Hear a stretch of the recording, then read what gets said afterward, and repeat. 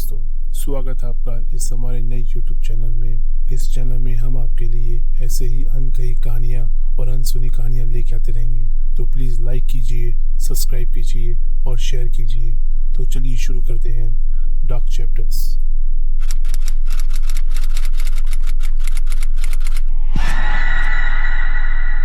तो ये कहानी है दो एम्प्लॉइज़ की जो एक ही ऑफिस में काम करते थे, और इन दोनों एम्प्लॉइज़ का नाम है गौरव और अभय। और मैं हूँ गौरव। शुरू करते हैं मेरी कहानी। आज के दिन मैं बहुत ही खुश था क्योंकि मेरे बॉस ने मेरी प्रमोशन के लिए हाँ कर दी। तो फिर मैं घर गया और मैंने बहुत खुशी से अपने मॉम एंड डैड को बताया कि मेरा प्रमोशन हो गया है। तो फिर मैं अपने कंप्यूटर पे बैठा तो मुझे ईमेल आया कि मेरे साथ एक और एम्प्लॉय का प्रमोशन हुआ है और उसका नाम था अभय। और नेक्स्ट डे जैसे ही मैं उठा तो मैंने पहले जाके ऑफिस में अभय को कंग्रेचुलेशन बोला कि उसका भी प्रमोशन हुआ मेरे साथ। तो हमें कुछ ही पल के बाद ऑफिस से फ़ोन आया बॉस का कि आके मिलो। जैसे ही हम बॉस के पास गए तो बॉस ने हमें बताया कि हमारा प्रमोशन हुआ है सऊदी अरब की मेन ब्रांच में। और मैंने अभय को जब देखा, अभय बहुत खुश था और मैं भी बहुत खुश था ये बात सुन के। लेकिन खुशी के साथ मैं थोड़ा संकोच में भी था क्योंकि हमें सऊदी अरब जाना था और मैं कभी भी अपने मॉम एंड डैड के बिना नहीं रहा इतना दूर। और फिर एक हफ्ता गुजरने के बाद हमारी टिकटें बनी और मैंने अपने मॉम एंड डैड को बाय बोला और मैं और गौरव मिले एयरपोर्ट पे। तो फिर जैसे ही हम बैठे अपनी फ़्लाइट में और हम दो जने एक दूसरे को जानने के लिए बस गपशप शुरू हो गई हमारी। हम जैसे पहुँचे सऊदी अरबिया में तब तक हम एक दूसरे को अच्छी तरह जान चुके थे। उसके बाद हम बैठे टैक्सी में और हम अब चल पड़े अपने अपार्टमेंट में। जैसे ही हम पहुँचे अपार्टमेंट में, वो अपार्टमेंट सच में बहुत ही अच्छा था, बहुत ही खूबसूरत। तो फिर हम नेक्स्ट दिन जब अपने नए ऑफिस में पहुँचे तो हमें नए स्टाफ से मिला, नए स्टाफ मैनेजर से मिले हम।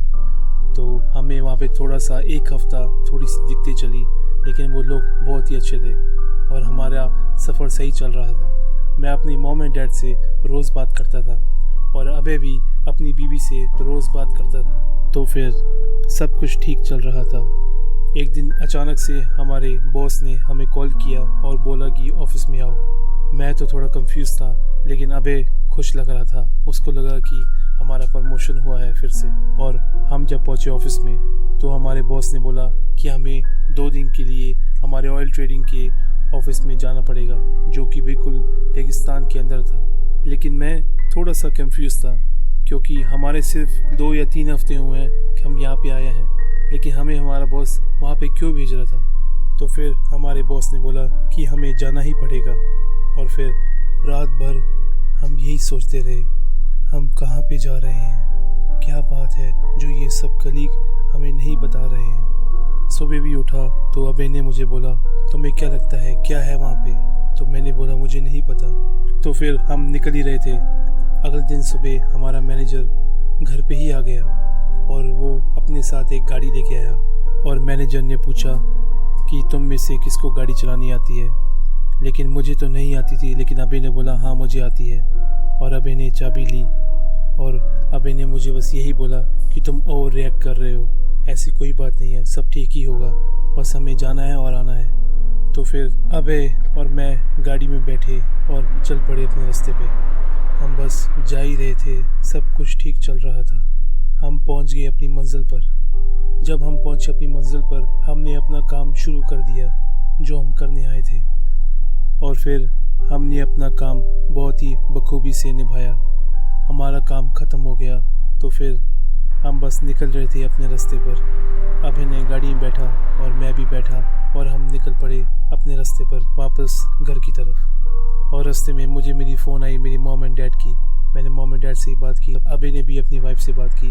हम बस हंसी खेलते हुए आ रहे थे। हम दोनों बहुत खुश थे, एक दूसरे को यही बोल रहे थे कि हम खामखा इतना घबरा रहे थे। अभय तो बहुत हंस रहा था मुझ पे, लेकिन मैं भी हंस ही रहा था क्योंकि हम पता नहीं क्यों इतना खामखा घबरा रहे थे। लेकिन हम बस निकल पड़े अपने रास्ते पे। हम जा रहे थे और ये वक्त था दोपहर का, बहुत ही तेज़ धूप थी और हमारा एसी भी काम करना बंद हो गया। तो मैंने अबे को बोला कि चलो शीशा नीचे करो, मुझे गर्मी लग रही है। तो अबे ने शीशा नीचे किया। अचानक से मुझे सामने एक लड़की खड़ी हुई दिखी। मैंने अबे को बोला सामने कोई खड़ा है, और अबे ने बोला हाँ। हम रुक गए वहाँ पे। जैसे ही हम वहाँ रुके वो लड़की गायब हो गई और हमारी गाड़ी स्टार्ट करना बंद हो गई। अबे बहुत ही हैरान हो गया, गाड़ी क्यों नहीं चल रही, क्योंकि सब कुछ ठीक चल रहा था गाड़ी के अंदर। लेकिन अचानक से गाड़ी चलना बंद हो गई और हम वहाँ खड़े होकर बस वेट कर रहे थे कि कोई आए और हमारी हेल्प करे। लेकिन हम वेट करते रहे तो फिर रात हो गई और रेगिस्तान के रास्ते में हम खड़े रहे, लेकिन हमें एक गाड़ी भी नहीं मिली। और अबे ने बोला चलो रेगिस्तान की तरफ चलते हैं, क्या पता उस तरफ कोई रास्ता मिल जाए, क्योंकि यहाँ पे हम बस दोपहर से वेट कर रहे थे, कोई गाड़ी नहीं आई। मैं और अबे चल पड़े रेगिस्तान के बीच में। चलते चलते हमें अचानक से सामने रेगिस्तान में एक टेंट दिखा जिसमें लाइट चल रही थी और एक लड़की इशारा कर रही थी हमारी तरफ। और अबे ने बोला देखो सामने कोई है, चलो मदद मांगते हैं। तो मैंने अपनी फ़ोन चेक की, हमारी फ़ोन की बैटरी भी डाउन हो गई। अबे ने बोला चलो वहीं चलते हैं, सामने कोई बुला रहा है। तो हम चल पड़े। जैसे ही हम पहुँचे वहाँ कैंप के पास, कैंप के अंदर हम घुसे, लेकिन वहाँ कोई भी नहीं था। मैं बहुत ही घबरा गया और मैंने अबे को बोला कि यहाँ पे तो कोई नहीं था। और वहाँ सामने एक पानी का जग पड़ा था और अबे टूट पड़ा पानी के ऊपर। मैंने अबे को बोला कि प्लीज़ रुको। अबे ने बोला मुझे प्यास लगी है, लेकिन मैं बहुत ही घबराया हुआ था। मैं टेंट के बाहर निकला और यहाँ वहाँ देखता रहा, लेकिन मुझे वो लड़की नहीं दिखी। और अबे ने पानी पीना शुरू कर दिया और मैं अंदर घुसा और मैं बहुत ही घबराया हुआ था। अबे भी बस सोच ही रहा था क्या हो रहा है। और हमने वहाँ पे 1-2 घंटा आराम किया। उसके बाद अबे ने बोला चलो निकलते हैं यहाँ से, यहाँ मुझे कुछ ठीक नहीं लग रहा। और मैंने बोला चलो चलते हैं। हमने वहाँ से निकले, हम बस रेगिस्तान की ओर चलते रहे। वहाँ सुनसान रात थी, समय हमें नहीं पता। अचानक से हमें एक लड़की दिखी और वो हमारी तरफ ही आ रही थी। अबे बहुत डर गया, मैं भी बहुत डर गया। हम बस यही सोच रहे थे कि हम पीछे की ओर चलें जहाँ पे हमारी गाड़ी है। लेकिन उस लड़की ने हमें आवाज़ें मारना शुरू किया और वो ये चिल्ला रही थी I can help you, I can help you. और अबे ने बोला मुझे कि रुक जाओ, वो शायद हमारी हेल्प कर सके। तो अबे उसकी ओर चलने लगा और वो हमारे पास आई और उसने यही बोला कि मैं तुम्हारी मदद कर सकती हूँ। हमने बोला कि तुम्हारी मदद कैसे करोगी? उसने बोला मुझे रास्ता पता है उस तरफ, मैं तुम्हारी हेल्प कर सकती हूँ। और हम भी उसके साथ चल पड़े। हम जा ही रहे थे कि सामने हमें एक गुफा दिखी और उस लड़की ने बोला इसके नीचे तुम आज रात यहीं रुक जाओ और हम सुबह यहाँ से निकलेंगे।